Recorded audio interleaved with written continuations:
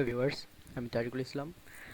আজ আমি আপনাদের এনটিএফএস ফাইল সিস্টেমের রিটেন প্রবলেম সলভ করে দেখাবো। তার আগে দেখে নেওয়া যাক প্রবলেমটা অ্যাকচুয়ালি কী। সো এটা আমার হার্ড ডিস্কের একটা পার্টিশন যেটা এনটিএফএস ফরম্যাটে রয়েছে। আমি এখানে একটা ফোল্ডার ক্রিয়েট করতে চাই। দেখুন, আমাকে ফোল্ডার ক্রিয়েট করার কোনো পারমিশন নাই। ইভেন আমি একটা ফাইল এখানে কপি করব। সাপোজ এখান থেকে আমি কপি করে আমার হার্ড ডিস্কের এখানে পেস্ট করবো, কিন্তু আমার পেস্টের কোনো অপশন নাই।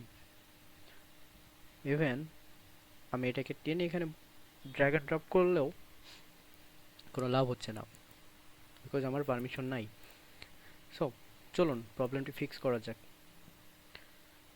প্রথমে আপনার মাউন্ট পার্টিশনটি আনমাউন্ট করে দিন। এরপরে টার্মিনাল ওপেন করুন, টাইপ করুন su, দেন আপনার রুট ইউজার পাসওয়ার্ডটা দিয়ে দেন, এন্টার। এবার টাইপ করুন fdisk l, এন্টার। এখানে আপনার হার্ড ড্রাইভের সমস্ত ইনফরমেশন চলে আসবে। সো যেগুলো দেখছেন মাইক্রোসফট, আমার এই ফাইলগুলো সব অ্যাকচুয়ালি এনটিএফএস ফরম্যাটে রয়েছে।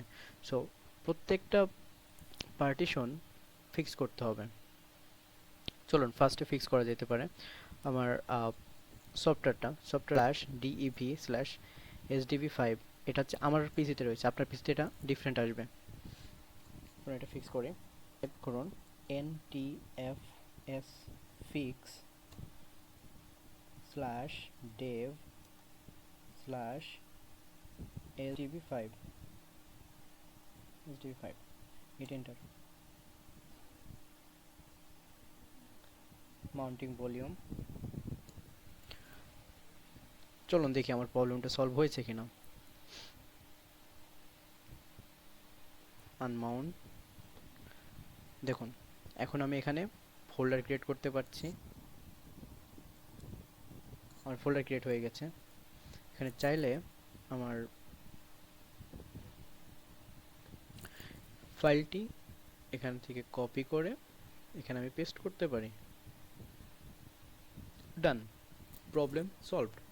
এখানে জাস্ট একটা পার্টিশন ফিক্স করে আপনাদের দেখানো হয়েছে।